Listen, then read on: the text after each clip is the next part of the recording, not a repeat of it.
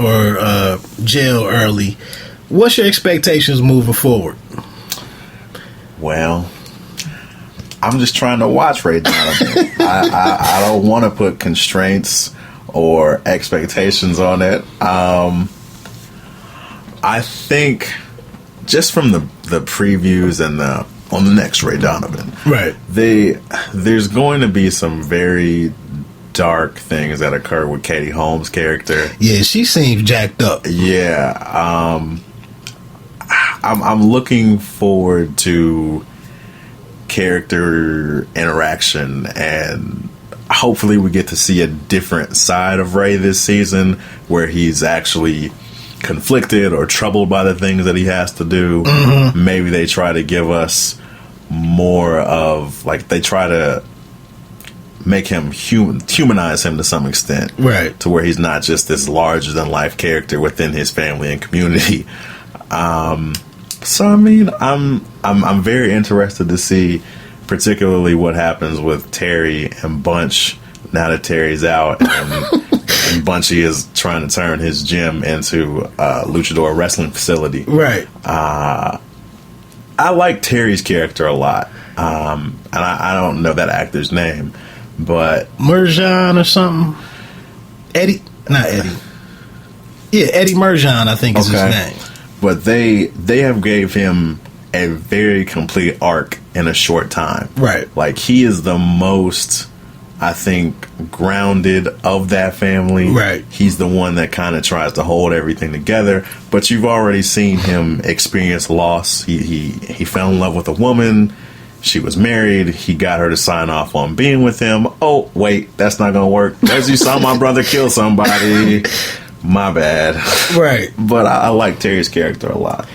Yeah, I'm going to say, we can get ready to get into this NBA rundown. I like Terry's character, and the one that my heart really breaks for every week. Man, Abby is catching hell, man. I mean, last week when that dog ran away, he didn't even have a legit name or a proper name, but when the dog ran out of the damn and the back son just door, let him go. Right. He was like, I don't want this anymore. What's his name? Some with the C. Connor. Yeah, he just was like oblivious to how much she needed this damn dog in her life. And Ray is like, I'll be there for dinner. Oh, by the way, I gotta go down to San Diego. I won't make it back for dinner. Yeah. And, she stepped out on him. But like we said, again, with his code, I thought he would have whipped the cops. I did too. I thought he was going to go and mess that guy up. But he was like, I guess he just chalked it up. That's part of the game. Yeah, like, you know what? I've been doing this to you for years. I guess that's fair.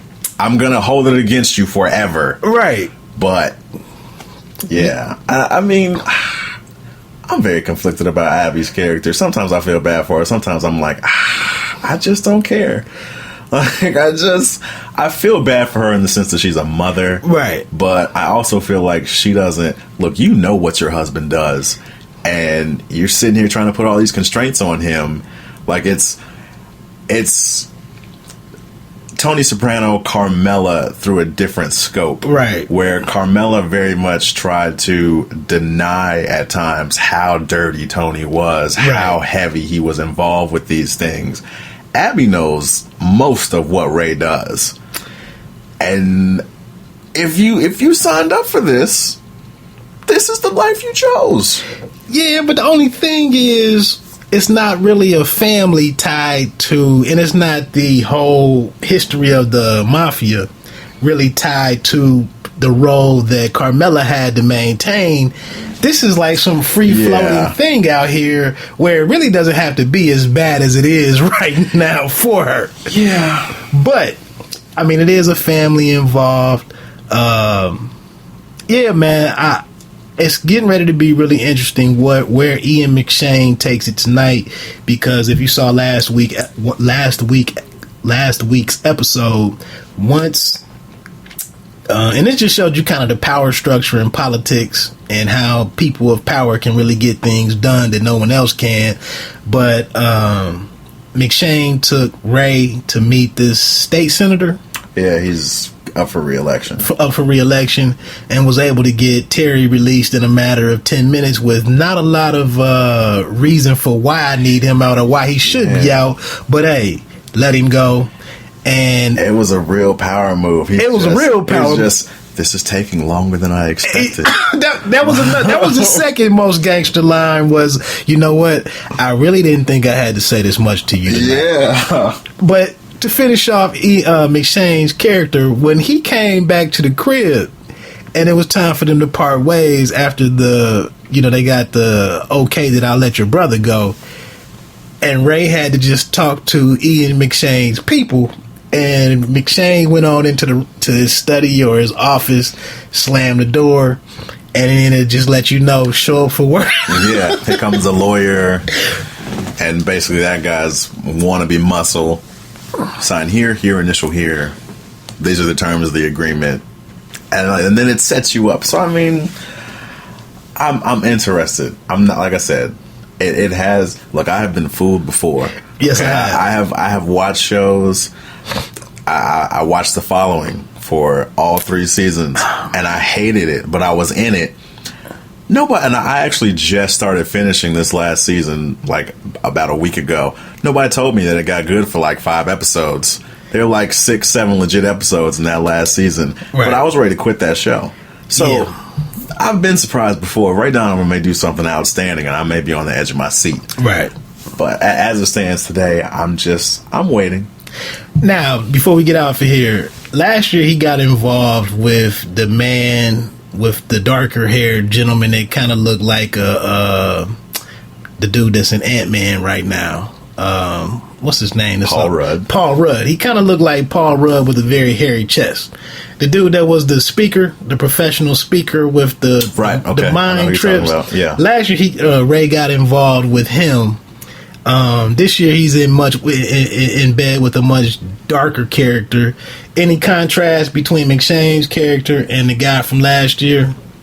It's very interesting. I had kind of forgot about that. And those were good episodes. Right. The dynamic between Ray's character. Because he pushed Ray's buttons. Yeah. He got in his personal space. He very quickly analyzed who Ray was, why he was the way he was, and then he told him about it. But Ray, once again, he didn't put his hands on him. Yeah. Ray's an interesting dude, man. And look, credit to Liev Schreiber for playing that character believably. I think they're going to do that. I want more from that character. Right. So, but yeah, that there always has to be some, for good TV, I think you need some form of, we're going to push the line right here, where we're going to draw you to this edge that you don't know if you want to go over. Right. And that was that guy, the self-help guru previously. That's his self-help, right? Yeah, he was definitely the dark portion of that show.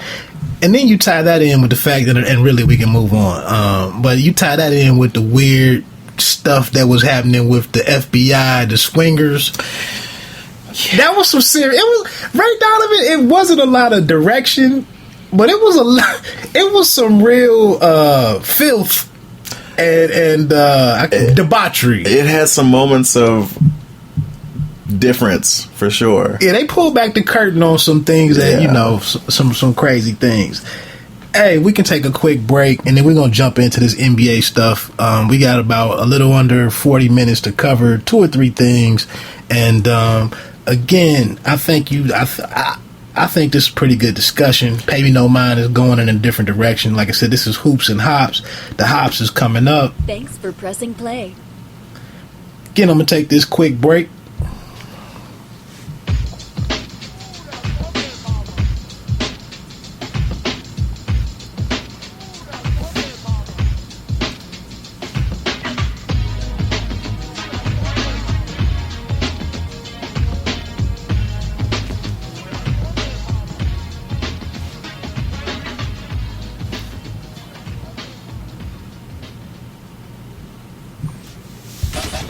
Listening to Hey, Me No Mind with show host Wood.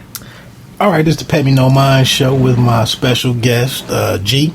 Hoops and Hops. This is part 2 of a 2-part installment of this series.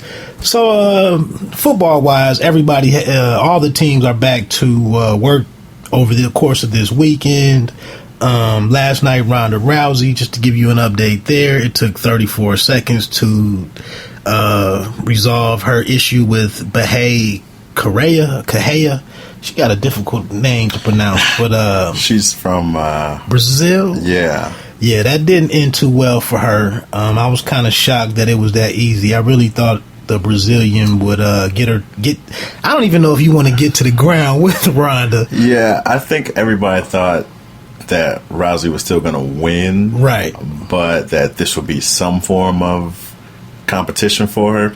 No, just add that on to the last two fights. Yeah, another 64 day, seconds right, altogether for 3 fights. That's another day at the office.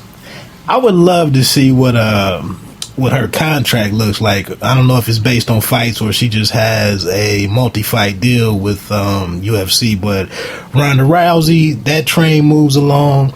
Boxing, I gave you some my breakdown. Me and my brother gave you a breakdown ahead of this week's action. Not a whole lot was really resolved in those. Not a lot of questions were answered. I don't know where a lot of these fighters go moving forward based on the performances, but Philadelphia's Danny Swift Garcia was able to move on against Paulie Malignaggi with a 9th round stoppage. Not a lot of resistance there for Malignaggi. He was beaten soundly, convincingly. Danny Jacobs at middleweight, he was matched up against Sergio Mora. Mora was actually a knockdown. Each fighter was knocked down in the first round.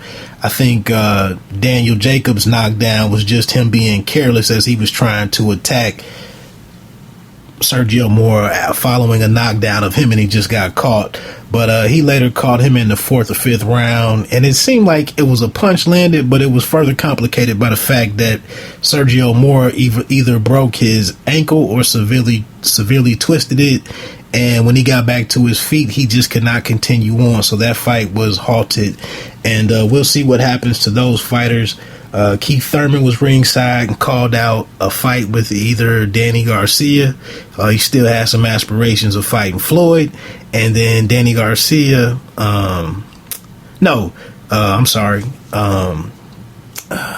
Sean Porter is also trying to get in on the fight with Floyd, saying that he's being disrespected. So the fight number 49 opponent has not clearly been named at this point. So we have a bunch of gentlemen lobbying to get into that discussion if it's not indeed settled yet.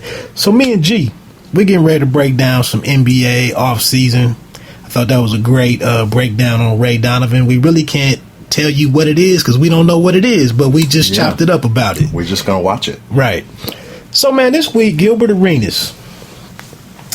Gilbert, Agent Zero. Hibachi. Right. You know what? He came out and called out LeBron this week, saying that he's not a first option. So, do we think that it's interesting that this is on the heels of him being recognized for getting kicked out of a state fair because he was playing basketball and winning his kids all the prizes there? He got some notoriety for that. And then 5-6 days later, bam, I'm going to talk about LeBron. Right. Actually, you put me on to something new. I don't catch everything. I was not aware of that incident. Due to time constraints, I won't dig into that one. But hit us up on Twitter at @E_pluribus_wood and at Greg Raps, RAPS, if you want to carry on that side of the story. Moving on to this LeBron James thing. You know what? When the story broke, we immediately jumped to the fact that Gilbert Arenas might have slighted LeBron, who just averaged a triple-double in a NBA Finals, or essentially a triple-double in a losing effort versus a more well-rounded team than what he made it to the finals with. It would be funny to think that there's room for improvement there, but Gilbert actually said that if LeBron was as selfish as he should be, that he could actually average a 40-plus season, 11 rebounds, and maybe 9+ assists a game, and saying and likening that to the season of 2005, 2006 that Kobe had. Right. All I'll really say is I immediately